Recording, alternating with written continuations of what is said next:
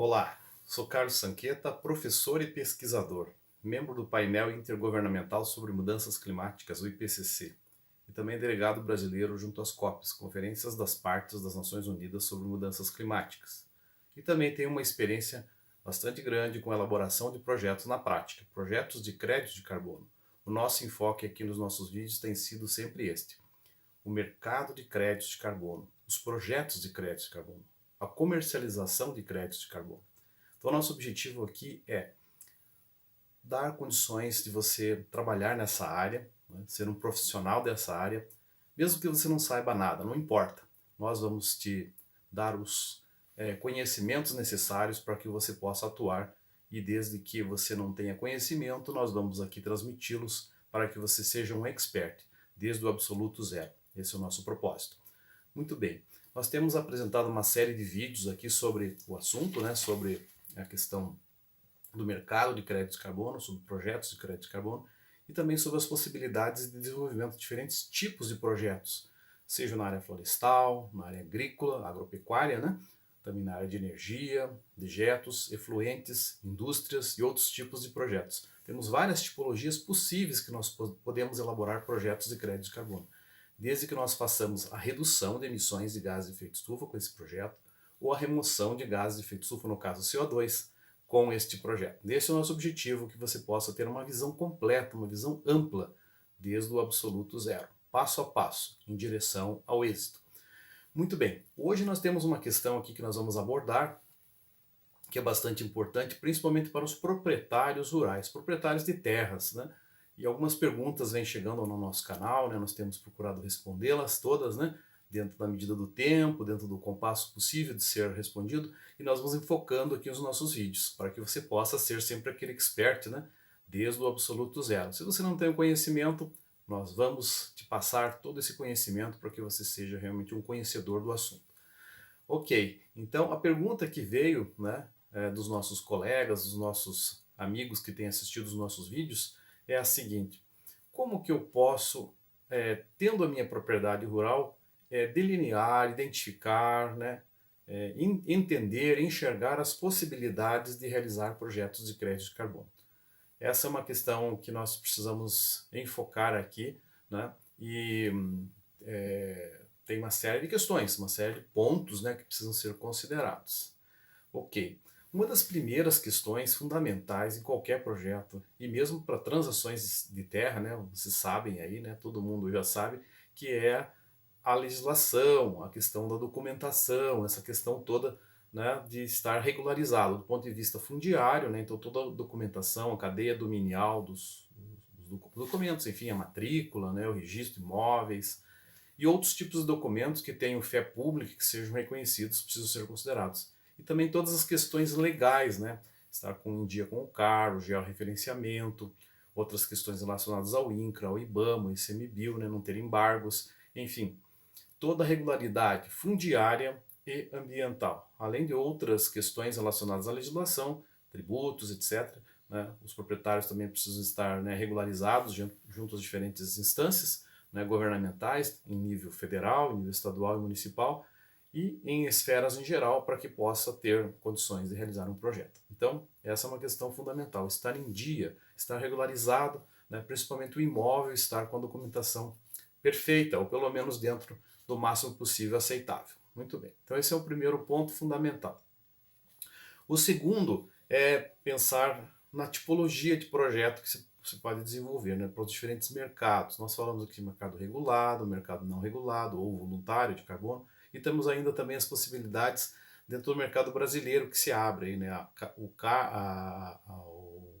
CPR verde, né, temos também as compensações de emissões de gases de efeito estufa que podem ser feitas, né, entre partes. Então, na medida que nós temos aí o nosso decreto 11.075, bastante recente, né, nós podemos também colocar lá, né, inserir as nossas informações, introduzir as nossas informações das emissões e remoções, e tendo um saldo nós podemos transacioná-las. Existem então essas possibilidades, também as compensações bilaterais entre as partes. Digamos, tem uma indústria em um determinado local, né, e ela fez o inventário de emissões, né, e ela quer compensar suas emissões. Um evento, qualquer outra possibilidade. Então, dentro desse contexto, né, existe um mercado mais livre.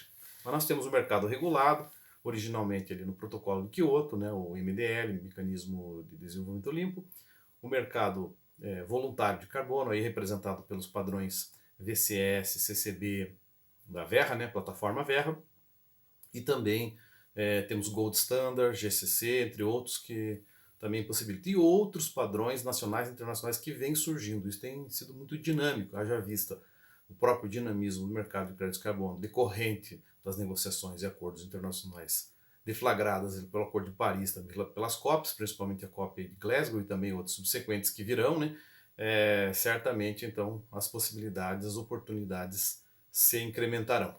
Então, muito importante saber a tipologia de projeto. Qual a tipologia de projeto? Bom, se eu estou cogitando um projeto de desmatamento evitado, de RED, redução das emissões por desmatamento e degradação florestal, né, RDD, RDD+, né, RDD+, né, e também outras tipologias semelhantes, nós vamos pensar numa área que tenha uma característica própria para isso, principalmente em áreas na Amazônia, que são áreas grandes, né, áreas, propriedades grandes, que têm uma ameaça bastante iminente do desmatamento, né, essas áreas são favoráveis. Então, áreas grandes, normalmente, nós podemos considerar acima de 10 mil hectares.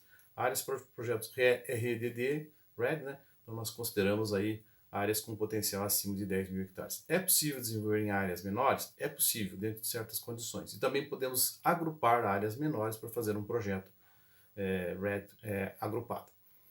Então é muito importante pensar na tipologia de projeto, né, desmatamento evitado.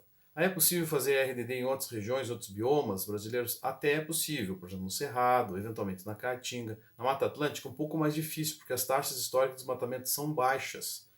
Né? Então, normalmente esse tipo de projeto é mais factível, mais possível em regiões que têm altas taxas históricas de desmatamento, principalmente entre os 10 e 15 anos atrás. Então, desde hoje até 10, no máximo 15 anos atrás. São taxas históricas recentes, portanto. Né? E também se o proprietário tem alguma autorização de desmatamento, de supressão florestal, que é mais difícil de conseguir, principalmente em outros biomas, né? Na Mata Atlântica é bastante difícil, a lei da Mata Atlântica dificulta, né, esse tipo de requerimento. Então nós vamos dizer assim que projetos RDD são mais viáveis na Amazônia, em primeiro lugar. Depois no Cerrado, quem sabe na Caatinga. Em outros biomas já muito mais difícil, mais complicado. Né? Então nós precisamos pensar nessas possibilidades. Você tem que saber onde você está inserido, né, porque você possa pensar em que tipo de projeto você pode atuar na sua propriedade. Então nós falamos um pouco aqui do RDD. Outra possibilidade seria os projetos A/R, Afforestation e Reforestation. Em outras palavras, florestamento e reflorestamento. É o plantio de árvores, né? Nós podemos plantar espécies nativas, mistas, podemos plantar espécies, né, exóticas, pinos, eucaliptos, teca, etc.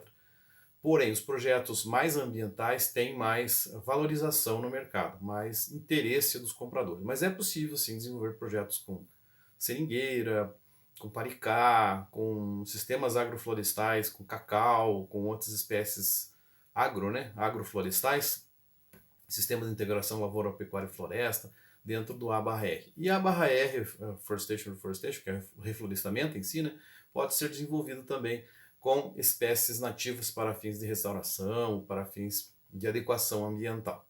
Então, se você tem essas possibilidades, né, tem que ver, né, obviamente, o interesse, as oportunidades, a questão financeira também, porque ninguém vai plantar só para gerar crédito de carbono, em geral, né? Em vias, em termos genéricos, assim, de uma forma bastante geral, se planta e se faz o projeto com base na necessidade de fazer aquele projeto. Né? Porque o custo de implantação de um projeto de reflorestamento é elevado. Né? Você vai então aproveitar a madeira, ou produtos não florestais, né? Produtos não madeireiros, sei lá, frutos, resinas, produtos energéticos, ornamentais, etc. Né? E a madeira principalmente, né? Então, projetos que têm essa característica, né, podem ser desenvolvidos. A/R, Afforestation e Reforestation. Se for só de educação ambiental, então tudo bem, também é possível, mas desde que, né, nós analisemos a questão econômica, porque nós temos que ter um fluxo de caixa, né? Vamos dizer, um projeto de 30 anos. Aliás, eu não falei, os projetos RED normalmente são de 30 a 40 anos também. Os projetos A/R, nós podemos desenvolver mais ou menos entre 30 anos, é o padrão, também podemos esticar um pouco mais esse projeto, mas normalmente 30 anos é uma referência temporal bastante comum. Então nós vamos ter que considerar um fluxo de caixa. A terra propriamente dita, o arrendamento, ou a aquisição da terra, que é algo bastante elevado, né? Depois temos que considerar mudas, todo o preparo do terreno, a manutenção. Os primeiros anos são é, dispendiosos do ponto de vista de recursos, né? Financeiros, materiais, temporais, humanos, né? Todos os recursos que nós administramos, que nós fazemos a gestão.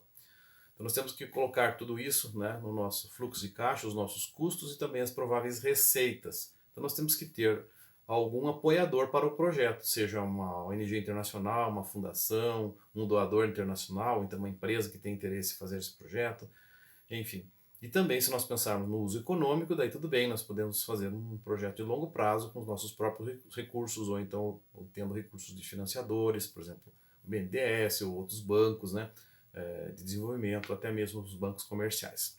Mas isso tudo precisa ser muito bem pensado. Então, se tem uma propriedade rural, você tem que pensar muito bem, tem que fazer um PIN, eu sempre digo, né, um planejamento, um estudo de viabilidade inicial, um Project Idea Note.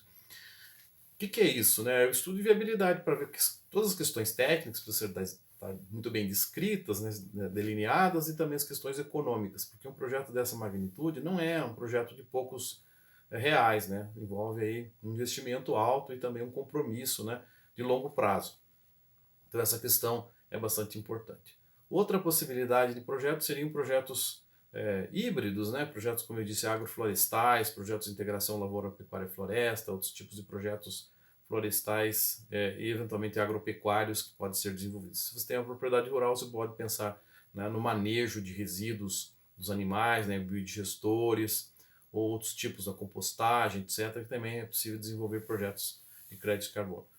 Além disso, também os projetos que aumentam a estocagem de carbono no solo e na vegetação, por exemplo, o ILPF, né? Ou outros tipos, né, de projetos que aumentam a estocagem de carbono no solo. Normalmente no longo prazo, esses projetos não são de curto prazo, porque não tem como estocar carbono rapidamente no solo. Claro, nós podemos usar coberturas verdes, né, espécies específicas para aumentar a quantidade de carbono no solo, e assim tem uma vasta gama de possibilidades de projetos no agro, né? Uso de fertilizantes diferenciados, bioinsumos e assim por diante. Então essa é uma possibilidade também. Temos várias possibilidades aí, e nós elencamos aqui o mercado regulado, principalmente o MDL e o seu sucedâneo o MDS, agora no Acordo de Paris, que está em vias de regulamentação, que não está ainda, como eu digo, com a porta totalmente aberta. Esse grande mercado está com a porta entreaberta, mas podemos registrar projetos no MDL. Depois, os padrões da Verra, né, o padrão VCS e também CCB, né, VCS, Verified Carbon Standard, né, padrão verificado de carbono, e também CCB, Clima, Comunidade e Biodiversidade. Gold Standard, né, também, entre outros. Esses são os padrões do mercado voluntário de carbono internacional. E temos as possibilidades dentro do mercado nacional de fazer compensações, como dissemos. Então é importante pensar a tipologia, pensar o mercado. Além de tudo, o fundamental, lá no início nós falamos, a questão da documentação. Então tudo isso nós estamos aqui dizendo exatamente para que você possa conhecer essas oportunidades, entender essas possibilidades e essas aberturas de mercado, para que você possa ser sempre, né, um conhecedor do assunto. E se você não sabe, não é problema. Nós vamos aqui sempre conversando, trazendo conhecimento, trazendo capacitação para que você possa ser um expert desde o absoluto zero, um expert em créditos de carbono, em projetos de carbono, desde o começo, desde o ponto de partida. Essa é a nossa ideia, sempre a nossa intenção. Ok, então um ponto bastante importante é a questão da documentação, a tipologia do projeto. O mercado também é bastante importante. Obviamente, as características da área são bastante importantes. Acessos, condições da área, tipologia florestal, vegetal, né? A inserção regional, né? Tudo isso é muito importante. Fazer um projeto RED numa área extremamente remota, certamente os custos serão mais elevados. Às vezes só tem, né, transporte fluvial ou até aéreo, é bastante difícil o acesso. Uma área mais próxima da estrada, de uma cidade, obviamente isso tem maior valorização do ponto de vista das possibilidades de redução de custos e também de implementação do projeto. É difícil fazer também vigilância e proteção da área numa área extremamente remota e que tem, né, dificuldades logísticas. Então, bastante importante conhecer mais a área. Fazer dentro do PIN um estudo, um reconhecimento, uma caracterização da área é fundamental, com imagens de satélite, né, com mapas da base cartográfica do IBGE, do INCRA, do CIGEF, do CAR, né, enfim, fazer um posicionamento. E não pode ter, né, principalmente projetos RED, aliás, para nenhum, né, pode ter, são sobreposições com unidades de conservação, né, salvo algumas situações específicas, por exemplo, com áreas que não são de proteção integral. Mas com unidades de conservação, por exemplo, parques federais, nacionais, né, ou rebios, reservas biológicas, estações ecológicas, outros tipos, flonas, né, outros tipos de unidades de conservação federais e até estaduais, essas sobreposições não são fáceis de ser equacionadas e normalmente são contestáveis, né? Então é bastante importante ter a documentação sem essas sobreposições. Se você não sabe, nós podemos, né, sempre nesse estudo, nesse PIN, fazer uma análise, né, das potenciais sobreposições, inclusive com terras indígenas e outras terras de terceiros, né? Às vezes a sobreposição de CAR. Isso de certa forma é um pouco comum ter sobreposição de CAR, principalmente em algumas regiões do Brasil, né?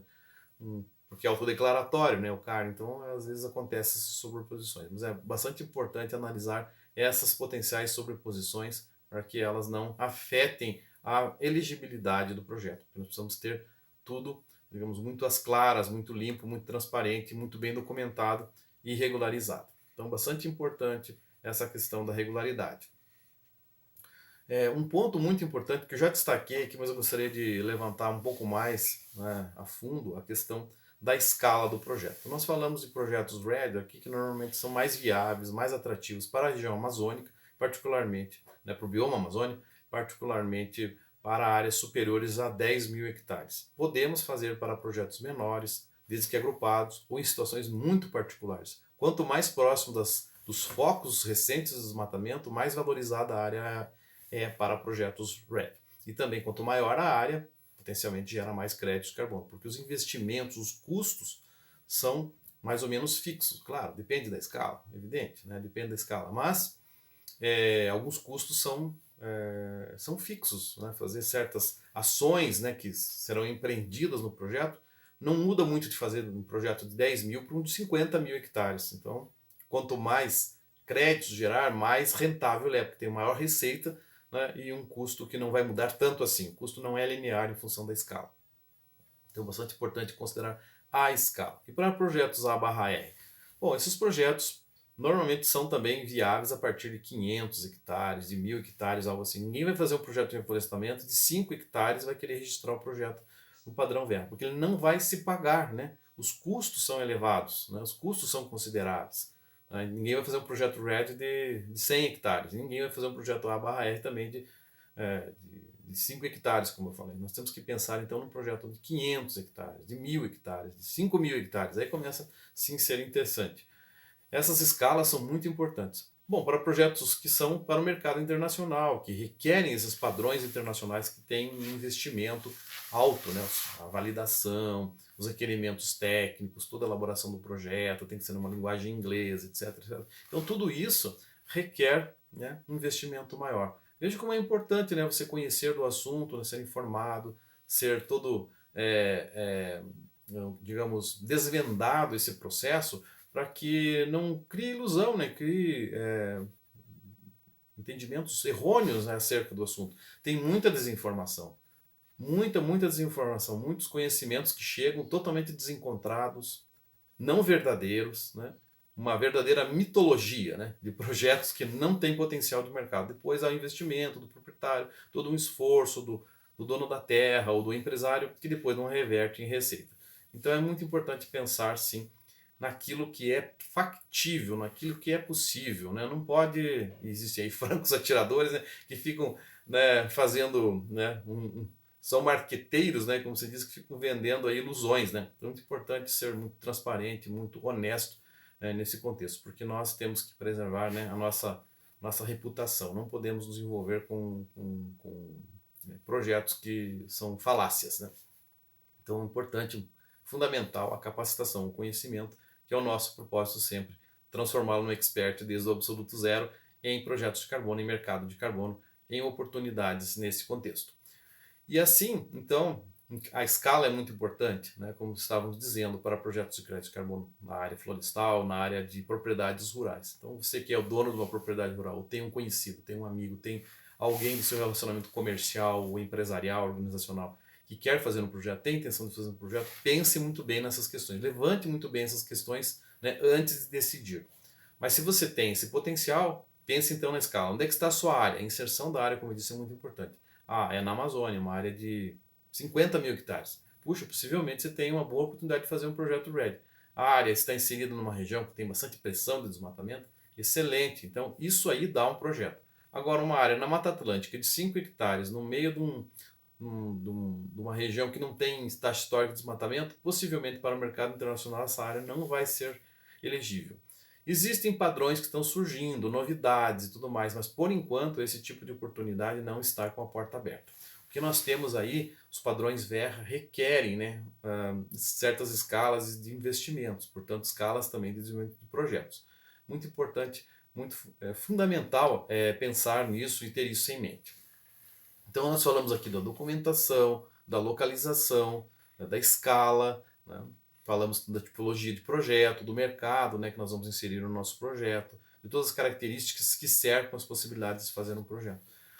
Então, em síntese assim, nós temos que primeiro, né, delinear ou identificar uma oportunidade de fazer um projeto. Esse projeto, ele reduz ou remove gases de efeito estufa, ele se encaixa no RED, ou se encaixa no A/R, ou outros tipos de projetos análogos, né, por exemplo, ILPF, projetos do agro, manejo de dejetos de animais, ou projetos de integração lavoura-pecuária floresta que inclui aí o aumento do estoque de carbono, ou até outras práticas, né, de manejo do solo do agro, né, que envolve uso de fertilizantes, redução do uso de fertilizantes, etc. Nós podemos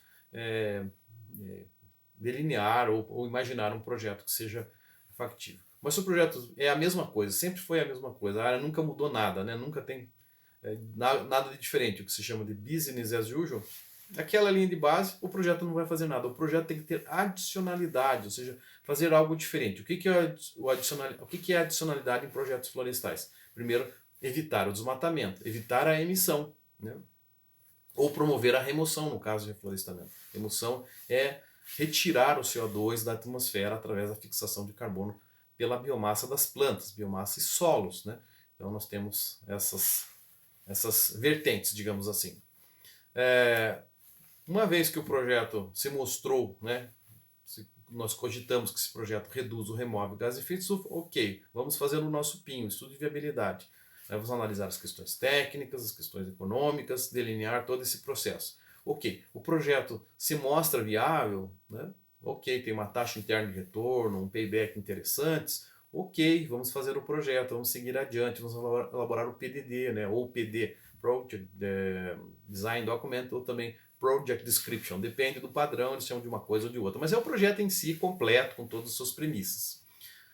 Se o PIN demonstrou que o projeto não é viável, volte para cima, comece a identificar um outro projeto, né? Comece a analisar se ele reduz, remove gás de efeito estufa e depois segue o fluxo. A elaboração do PDD tem que ser feita por quem também entenda do assunto. Então nós também vamos trazer cada vez mais aqui informações para que você possa, quem sabe você mesmo ou com uma equipe, fazer o seu PDD, seu projeto de carbono. Ou então, se não, saber como solicitar, como requerer um projeto desse tipo. Porque esse projeto, se for no mercado internacional, ele tem que ser registrado. Registrado significa que tem que ser devidamente introduzido num sistema, né, que vai dar visibilidade para os compradores, vai estar numa vitrine. Então é preciso registrar, regulamentar todo o projeto dentro de certos parâmetros, certos padrões e metodologias válidas, aceitáveis internacionalmente. Tá? Se é no mercado nacional também que está mais começando, também temos que desenvolver o projeto dentro das premissas exigidas. Veja, assim, para desenvolver um projeto é fundamental, né, o conhecimento e avançar no conhecimento. Ninguém nasce sabendo, nós vamos aprendendo para e passo, né? A cada momento nós vamos aglutinando, incorporando, introduzindo novas informações. E é isso que nós sempre fazemos aqui nos nossos vídeos, né, para que você seja o expert, né, em créditos de carbono, em projetos de carbono desde o absoluto zero. Não esqueça, sempre tenha isso em mente. É importante, né, evoluir no conhecimento, ter o conhecimento cada vez mais robusto para que possa atuar. E é bom esse mercado? Claro que é. Se não fosse assim, nós não estávamos aqui envolvidos, imbuídos de transmitir esses conhecimentos. É fundamental, é importante. Muito bem. Então, seguindo um pouco com esse raciocínio, né, se o projeto, né, foi registrado, e aí já começa a ter custos, né, evidentemente também a elaboração do PDD e do PIN pode ter custos. Mas aí vai passar por um processo de validação, né? Validação já é uma auditoria de terceira parte, dentro dos padrões que nós pensamos em registrar ou já registramos o nosso projeto. Então, por exemplo, VR, você vai ter um custo considerável, né? Um custo elevado, um custo que vai ter que ser colocado no teu fluxo de caixa para ver se vale a pena ou não. Se não vale a pena, vamos pensar em outras possibilidades, vamos, quem sabe, né, analisar outros cenários. Ok, tudo bem. Hoje tem muitas empresas que estão apoiando projetos fora desses padrões Verra ou padrões do MDL, etc., né, apoiando projetos de forma bilateral. Uma grande corporação que tem missões nacional e internacional vem aqui no Brasil para desenvolver um projeto, né, em parceria com entidades não governamentais, ou com a sua empresa, ou com a sua propriedade. Né? Então é possível também delinear projetos dessa natureza, que seria bem mais tranquilo, né, do que investir muito, né, para depois não ter certeza que esse projeto vai ter uma remuneração adequada e não vai seguir os trâmites de forma bem sucedida. Depois do projeto validado, ele pode gerar, né, créditos já. Você pode fazer a validação, que é uma primeira avaliação no projeto, uma primeira auditoria, uma pré-auditoria no projeto, depois as verificações subsequentes, que podem ser feitas ano a ano, ou de 2 em 2 anos, 3 em 3 anos, 5 em 5 anos, dependendo da cronologia, porque cada vez que é feita a verificação, tem que ter uma quantidade razoável de créditos gerado por aquele projeto, por isso a importância da escala e tudo mais, né? Porque senão você vai investir naquela auditoria, vai ter um custo, né? Em outras palavras, você vai ter que pagá-los, né?